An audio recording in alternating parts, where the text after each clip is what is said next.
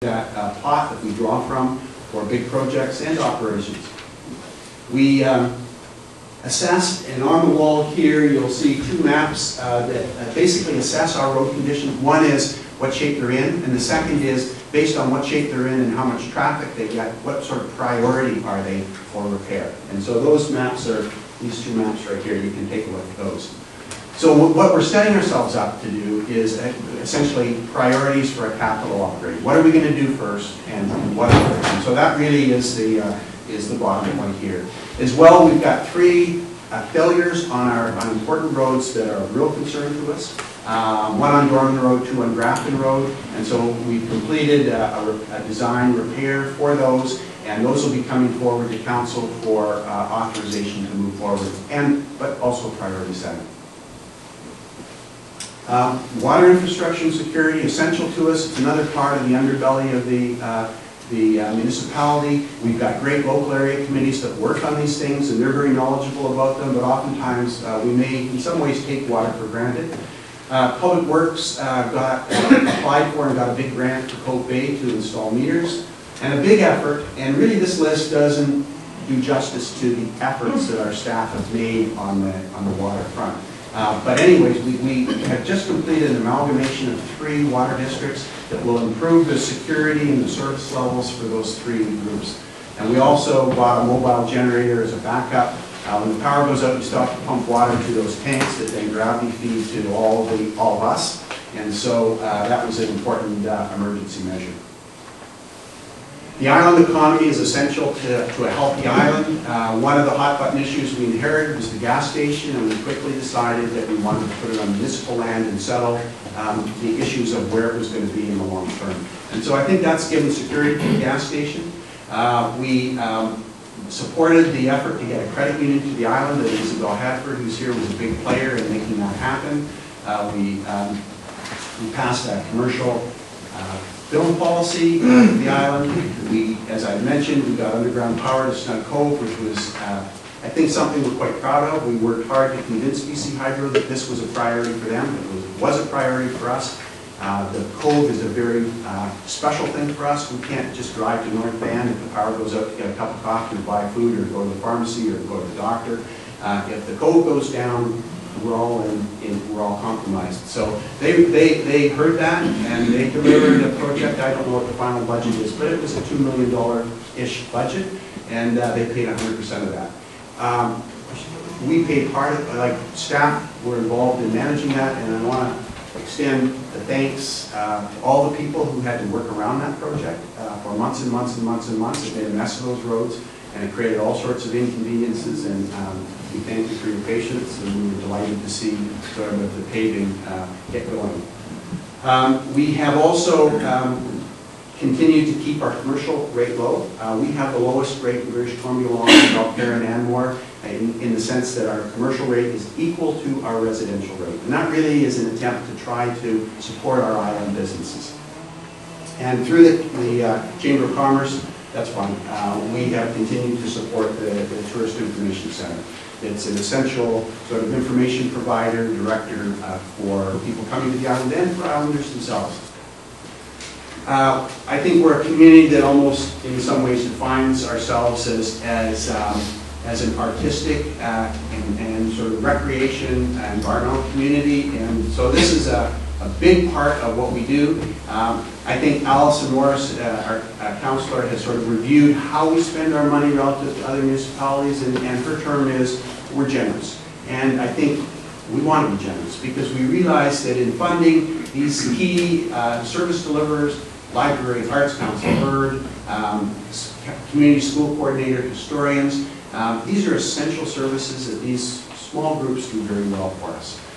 We also give grants to other key service providers, Family Place, Tiernanog, Abbey Field House, Blown Island Housing Association, to name a few. We've run community events over the last while, Spirit of BC Week, Concerts by the Sea, Himalayan Odyssey. Those are all sort of key deliverables. We've upgraded, built the bike park, upgraded the Vicks field, initiated a soccer program with the football club, which has turned into a wonderful success. And importantly, saved a tremendous amount of weekend commuting by parents running their soccer playing kids to events in town. So, I mean, you can even think of that as a greenhouse gas win. We're just reducing the travel. We've had beach access upgrades and we've had trail access upgrades. A key plan right now, and really you might consider sort of a first major step toward our new civic facility, is a new all-weather field. It's an expensive proposition for us, but it came through loud and clear as the top priority from our recreation community. And what it really does for us is it allows sports, field sports to continue through the wet winter. To date, once November rains start, pretty much the field sports shut down. So we lose November, December, January, February, even March.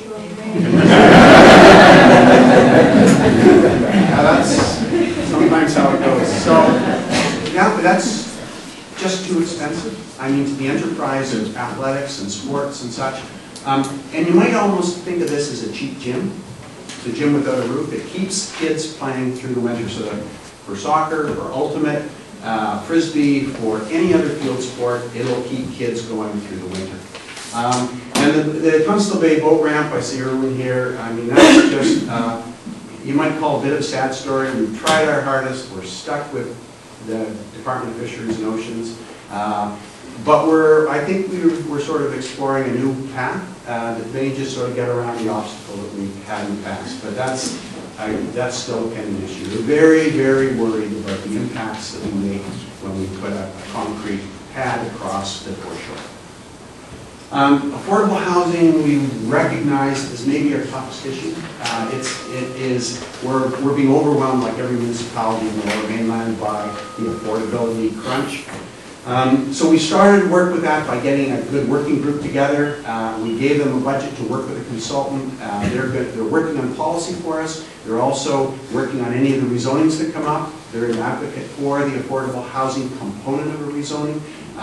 And they are going to work toward exploring the notion of a municipal corporations with the arm's length, but a body which would be self-funding, but would actually would hold these affordable units. They manage the rental units. Anything that we acquire, we would have a vehicle which we could administer those affordable units with. So that's in process. Seniors, last year we got seniors lane partially paved, the two really bad ends at both ends, but seniors have told us that they still want more, and so the Public Works will work with seniors to figure out, what needs to be paved to complete, a safe connection between Bowen Court and the village. We worked and got a grant for the Abbey bus that currently is going now. We worked with the Abbeyfield house on that. And very important, I think, to the future of seniors housing on the island, we have a rezoning application coming forward from Abbeyfield and Bowen Court, a joint one to create new housing units there, and that's just arrived to council.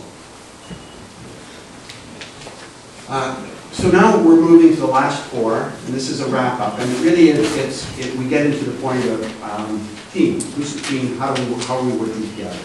And so we've had a series of, so regarding the municipal staff, which are really our core service providers, we've had a change of personnel in a number of positions, chief administrator, community planner, recreation coordinator, assistant planner, and roads manager. So we've restaffed in all those. We have also created some new positions, a public works engineering tech to help with roads and also parks and trails. We brought on an assistant planner to carry the part of the planning load, and we've helped out the teen center by taking on some of their youth workers as part-time auxiliaries. We've also decided, based on cost and service, that we should take on the winter works crew. So that's now a municipal function. We have a full-time, year-round roads crew, and we've also decided to take on bylaw services in-house. And again, because we saw cost savings and we saw improvements in service as outcomes for that. In terms of community participation, of course, Bowen has always been blessed with great volunteer efforts, and we've built on that over the last 3 years with a series of groups. One of the things we've really focused on is to try to to have task-oriented groups. So that when you ask a volunteer to get on, come on, work for us hard on a particular